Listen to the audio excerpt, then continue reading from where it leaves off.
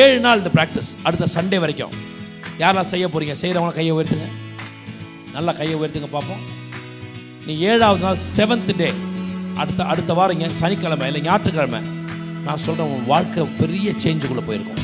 ஒரு பெரிய மாற்றத்தை நீ பார்த்துருப்ப. எதெல்லாம் கேள்வியாக இருந்ததோ அதற்கெல்லாம் பதில் உனக்கு கிடைத்திருக்கும். எதெல்லாம் பெரிய பிரச்சனையாக இருந்ததோ அதெல்லாம் தீர்வுகளை கண்டுபிடிச்சிருப்ப. ஒரு ஆமேன்னு சொல்லுங்க. உன் தேவை என்ன? உன் தேவை என்ன? 1 லட்சமோ 10 லட்சமோ, அதான் உன் தேவை. கரெக்டா? அது மட்டும் மனசு இருந்தால் போகிறோம். ஆண்டவர், நான் ஒரு தேவையில் இருக்கிறேன், எனக்கு இந்த தேவை இருக்கு, இதை சந்திக்க நீர் வல்லவர். வேற எதுவும் பேசக்கூடாது. You should not speak anything. வேற எதுவுமே சார், வெற்றியின் ரகசியம் அதான் சார். உடனே 4 வசனம் எடுத்து, ஆண்டவரே வழிகளை திறவும், ஆண்டவரே வெண்கல கதவை உடையும், இரும்பு தார்ப்பாலை முறியும், ஒளிப்படத்தின் பொக்கிஷத்தை எடுத்துக்கொண்டு வந்து அதெல்லாம் அவர் பார்த்துப்பாரு. ஆமா, நீ கொஞ்சம் வாயை மூடிட்டு, ஆமா, ஒண்ணுதான் உன் மைண்ட்ல இருக்கணும், நீர் எந்த வழி வேணாலும் தரமோ பிரச்சனை இல்லை, ஆனா எனக்கு ஒண்ணு, என் காரியத்தை வாய்க்க பண்ணுவீரா. நான் சொல்ற, பேதையா இருந்தாலும் அவன் திசை கெட்டு போவதில்லை. பேதையாவே இருக்கட்டும் சார், அவனெல்லாம் கெட்டு போக விட்டுற. உனக்கு ஒண்ணுமே தெரியலையா? பயப்படாத, உன்னை அப்படிலாம் கை விட்டுற மாட்டார். நீ பெரிய அறிவாளிகளை விட பயங்கரமான காரியங்களை செய்வ. ஏன்னா பிரசன்னத்துக்கு அந்த வல்லமை உண்டு. பிரசன்னம் அப்படி உன்னை நடத்தும். ஆமென். 2 விஷயம் சார், 2 விஷயம் நான் சொல்லணும்னு வந்தேன். எனக்கு ஆண்டவர் உணர்த்துறது 2 விஷயம் சொல்லி முடிக்கிறேன். அதோட 1, தேவ பிரசன்னத்தில் இருப்பதை விரும்பணும். 2வது, செகண்ட், டிஃபால்ட்டா பைபிள் என்ன பண்ணணும்? நீங்க வாசிக்கணும். ஒரு ஆமென் சொல்லுங்க. இந்த பைபிளே வாசிக்காம வளர்றதை நான் இப்போ பார்க்குறேன். ஜென்ரேஷன், நாங்களாம் வளரும் போது அப்படி இல்லை. நான் இதுக்கு முன்னாடி இருந்த ஜென்ரேஷன் ஆட்களும் அப்படி இல்லை. இங்கேருந்து எத்தனையோ வாலிப பசங்க, வாலிப பிள்ளைங்க வெளியே போயிருக்காங்க. அவங்க எல்லாம் பைபிள் வாசிக்க வச்சுருக்கோம். பைபிள் வாசிச்சிருக்காங்க, இப்போ வரைக்கும் வாசிக்கிறாங்க. இப்போ வரைக்கும் பைபிள் அவங்களுக்கு தெரியும். ஆனால் இப்போ வந்திருக்க வாலிப பிள்ளைங்கள் நான் பார்க்குறேன், பைபிளே வாசிக்கிறது இல்லை. எனக்கு அதை பார்க்கும்போது ரொம்ப சங்கடமாக இருக்குது. பைபிளில் ஒரு வசனம் தெரியல, பைபிளே அது தொடரதே இல்லை. அவங்க நினைக்கிறாங்க உலகத்தில் பெருசாக சாதிச்சிடலான்னு. நீ என்ன வேணாலும் ஆகும், உலகத்தில் கோடியாக பணம் வச்சிரு, நீ ஃபெயிலியர் ஆகிடுவ. என்ன ஆயிடுவ?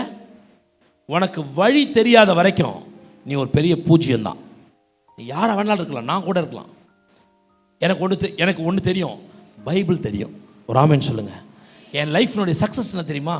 பைபிள் தான் சார். இப்போ ஒரு பெரிய தேவைக்கு முன்னாடி போய் நிற்கிறேன் சார், நடக்குமா நடக்காதான்னு தெரியாது. பிரசன்ட்ல உட்காரும் போது எனக்கு பைபிள் வசனம் தான் முதல்ல ஞாபகம் வரும். அதுதான் என்கிட்ட பேசும், நான் உன்னை வெட்கப்பட்டு போக விட மாட்டேன், பலம் கொண்டு திடமனதா இரு. இன்னைக்கு காலையில கர்த்தர் பேசுறார், பலம் கொண்டு திடமனதா இரு.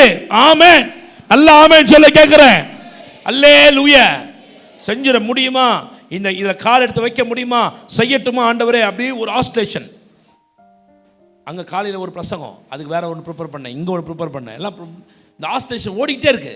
காலைல போய் படுக்க போகிறேன், என் மனதுக்குள்ளேருந்து ஒரு சத்தம், பலம் கொண்டு திடமனதா இரு. நல்லா கையை உயர்த்தி ஆமென்னு சொல்லுங்க. ஏன்னா எப்போ தெரியுமா இதெல்லாம் நடக்கும்? கவனிக்கணும், எப்போ தெரியுமா நடக்கும்? நான் வசனம் கேட்கல, ஆண்டவர் எனக்கு ஒரு வசனத்தை காட்டும் ஆண்டவர், அந்த மாதிரி நான் ஜெபம் பண்ணுறதே கிடையாது, தேவையும் இல்லை. ஏன்னா வசனம் எனக்குள்ள இருக்கு. ஒரு ஆமென் சொல்லுங்க. வசனத்தை விதைச்ச ஆவியானவர் எனக்குள்ள அசைவாடுறாரு. I am moved by the impulses of the Holy Spirit. பரிசுத்த ஆவியினுடைய நடத்தி பின்னால் நடத்தப்படுகிறவன் நான். ஆமென். நல்ல ஆமென் சொல்லுங்க. அதனால எனக்கு நல்லா தெரியும், நான் கால் எடுத்து வைக்கும் போது ஆண்டவரே நடக்குமா, எனக்கு அதான் தேவை, நடக்குமா நடக்காதா. எனக்கு ரொம்ப தெளிவாக ஒரு வார்த்தை கொடுத்தார், பலம் கொண்டு திடமனதா இரு. கையை உயர்த்தி ஆமென் சொல்லுங்க. இன்னைக்கு பசங்களுக்கு பைபிளே தெரியறது இல்லையே சார். நீ பைபிளே தெரியறது இல்லையே, பைபிளே படிக்கிறது இல்லை. சின்ன பிள்ளைங்களை வளர்க்குறீங்க, பைபிளே படிக்காமல் வளர்க்குறீங்க. பைபிள் படிக்கிறத பற்றி இன்ட்ரெஸ்டே நீங்கள் காட்டுறீங்க. நீங்கள் என்ன நினைக்கிறீங்க? உலகத்தில் பயங்கரமாக வந்துடுவாங்க. நான் சொல்கிறேன், மிகப்பெரிய அறிவாளியாக இருக்கட்டும் உங்கள் பிள்ளைங்க, உலகத்தில் ஜெயிக்கணும்னா ஜெயம் கர்த்தரால் வரும். கர்த்தரை அல்லாமல் ஜெயம் வராது. அப்படி வருகிற ஜெயம் நிரந்தரமானதும் இல்லை. நல்லா ஆமென் சொல்ல கேட்குறேன். So show interest. வேதத்தை வாசிக்க, வேதத்தை கற்றுக்கொள்ள, வேதத்தில் டைம் ஸ்பெண்ட் பண்ண முதல்ல நேரம் கொடுங்க. லீவ் போச்சு இல்லையா, சம்மர் லீவ், வெக்கேஷன் லீவ் போச்சு. எத்தனை பெற்றோர் உங்கள் பிள்ளைங்களை பைபிள் படிக்க வச்சிங்க? எத்தனை பெற்றோர் படிக்க வச்சிங்க? நீ எல்லாம் நல்ல பெற்றோராக உன்னை நீ கேட்கணும்.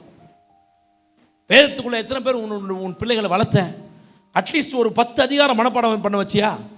எங்கள் வீட்டிலலாம் நாங்கள் கிரிக்கெட் விளையாடுறது என் வாழ்க்கையினுடைய பெரிய இலக்காக இருந்ததே கிரிக்கெட் தான். இப்போ இவன் சுற்றிட்டு இருக்காங்களா இந்த மாதிரி. ஆமாம், இவெல்லாம் ரொம்ப கம்மி. ஆமாம், காலைல விடியும் போது எங்கள் அம்மா எந்திரிச்சு தேடுவாங்க, எங்கடா போனவன் அப்படின்னா கிரவுண்டில் இருப்பேன். நேராக மத்தியானம் வருவேன், குளிச்சு முடிச்சு ஞாயிற்றுக்கிழமை சர்ச்சுக்கு போனோம். வேகமாக 6 மணிக்கு வீட்டுக்கு வந்து குளிச்சு முடிச்சுட்டு டக்குன்னு சர்ச்சில் கரெக்ட் அட்டண்டன்ஸில் இருப்பேன். எல்லாம் கரெக்டாக செஞ்சு முடிப்பேன். மறுபடியும் சர்ச்சை முடிச்சுட்டு மறுபடியும் கிரிக்கெட்டு. ஆமாம், வாழ்நாள் முழுக்க கிரிக்கெட்னு சொல்லுவேன். எங்கள் அம்மா ஒன்று பண்ணாங்க, பேட் எடுத்து வச்சுருவாங்க. வச்சுட்டு பைபிள் எடு, உக்காரு, படி. முதல்ல ஒரு நாளைக்கு ஒரு சங்கீதத்தை ஒப்பிக்கணும், ஒப்பிச்சே ஆகணும். ஒப்பிச்சதுக்கப்புறம் தான் சோறு. எங்கள் அம்மா எப்படி சொல்லுவாங்க, வெளியில் போகக்கூடாதுன்னுவாங்க. நாங்கள் சத்தியமாக வெளியில் போனதில்லை. அந்த வார்த்தையை மீறி போகக்கூடாது அப்படின்னு சொல்லிட்டாங்கன்னா கெஞ்சுவோம், சண்டை போடுவோம், கத்துவோம், போராடி இருக்கோம். ஆனால் போய் தொலை அப்படின்னு சொல்கிற வரைக்கும் போராடி இருக்கிறோம். ஏன்னா அம்மாவை நேசிச்சிருக்கேன் நான்லாம். ஒரு ஆமேன்னு சொல்லுங்கள். கொஞ்சம் பேர்லாம் இருக்கீங்க, தாய்மாரெல்லாம் கவனிங்க. ஆமாம். அப்போ வாசித்து முடித்து ஒப்பிச்சாதான் போக முடியும். அப்படி தான் பைபிள் கற்றுக்கிட்டு நான்லாம். இன்னைக்கு எத்தனை வாலிப பிள்ளைங்க பைபிள் படிக்கிறீங்க? எத்தனை பேர் படிக்க வைக்கிறீங்க வீட்டில்? தாத்தா வீட்டுக்கு போகலாமா, பாட்டி வீட்டுக்கு போகலாமா, வடை சாப்பிட்லாமா, எல்லாம் நல்லது. வடை சாப்பிடு, பஜ்ஜி சாப்பிடு, பிரியாணி சாப்பிடு, ஊர் சுற்று, யாரை வேணாம் இல்லை, நல்லா போ. ஆனால் 1/2 மணி நேரம் தேவ சமூகத்தில் உட்காரு. எப்போ உட்காரு? நான் ரொம்ப ரொம்ப முக்கியமாக ஆழமாக என்கிட்ட ஆண்டவர் பேசுகிறத நான் சொல்கிறேன். எனக்கு நிச்சயமாக கடவுளுடைய ஆண்டவர் என்னுடைய இருதயத்தை இந்த வார்த்தையை திரும்பி என்கிட்ட பேசுறதுனால நான் இதை மட்டும் தான் பேச விரும்புகிறேன். வேறு எதுவுமே நான் பேச பாருங்கள். எத்தனையோ வசனம் எடுத்து வச்சுக்கேன். ஜபத்துக்கு மட்டும் டக்கு நீங்கள் வந்த உடனே ஜபத்துக்கு மட்டும் ஒரு 20 வசனம் எடுத்து வச்சேன். டக்குன்னு இதெல்லாம் பேசலான்னு எதையுமே பேசலை. நான் அந்த ஒரே பாயிண்ட்டை விட்டு தாண்டவே முடியல. என்னால் போகலான்னு எடுக்கிறேன், பேச முடியல. அந்த ஒரே பாயிண்ட் தான். காலையில் 1/2 hour ஸ்பெண்ட் பண்ணு தேவனோட. நல்லா கையை உயர்த்து. வேறு எந்த நீ இங்கே பாரு, அதிகாலையில் எந்திரிச்சு ஸ்பெண்ட் பண்ணுறது நல்லது. It is good. என்னால் முடியலைங்க, நான் இல்லைங்க காலைல எந்திரிக்கலாம் கஷ்டம், நான் 8 மணிக்கு தான் எந்திரிப்பேன் அப்படின்ற ஆள் 1 மணி நேரம் முன்னாடி எந்திரி. 7 மணிக்கு எந்திரி. எப்போ எந்திரி? 7 மணிக்கு எந்திரி. 1/2 மணி நேரம் தேவனோட உட்காரு. காலைல எழுந்திரிச்சு பல்லுக்கெல்லாம் தேய்ச்சிட்டு வந்து அமைதியாக தேவ சமூகத்தில் உட்காரு. உன் மனது தேவனை நோக்கி பார்க்கட்டும். கையை நல்லா உயர்த்தி ஆமைன்னு சொல்ல கேட்குறேன். நான் சொல்கிறேன், 7 நாள் இந்த ப்ராக்டிஸ். அடுத்த சண்டே வரைக்கும் யாரெல்லாம் செய்ய போகிறீங்க? செய்கிறவங்க கையை உயர்த்துங்க, நல்லா கையை உயர்த்துங்க பார்ப்போம். நீ 7வது நாள் 7th டே, அடுத்த வாரம் சனிக்கிழமை இல்லை ஞாயிற்றுக்கிழமை, நான் சொல்கிறேன், உன் வாழ்க்கை பெரிய சேஞ்சுக்குள்ளே போயிருக்கும். ஒரு பெரிய மாற்றத்தை நீ பார்த்துருப்ப. எதெல்லாம் கேள்வியாக இருந்ததோ அதற்கெல்லாம் பதில் உனக்கு கிடைத்திருக்கும். எதெல்லாம் பெரிய பிரச்சனையாக இருந்ததோ அதெல்லாம் தீர்வுகளை கண்டுபிடிச்சிருப்பேன். ஒரு ஆமேன்னு சொல்லுங்க. சரி, இப்படி ஜெபம் பண்ணும்போது ஒரு விஷயம் மட்டும் கவனமாக, ஒரு விஷயம் எல்லாருக்கும் புரியறதுக்காக சொல்கிறேன்.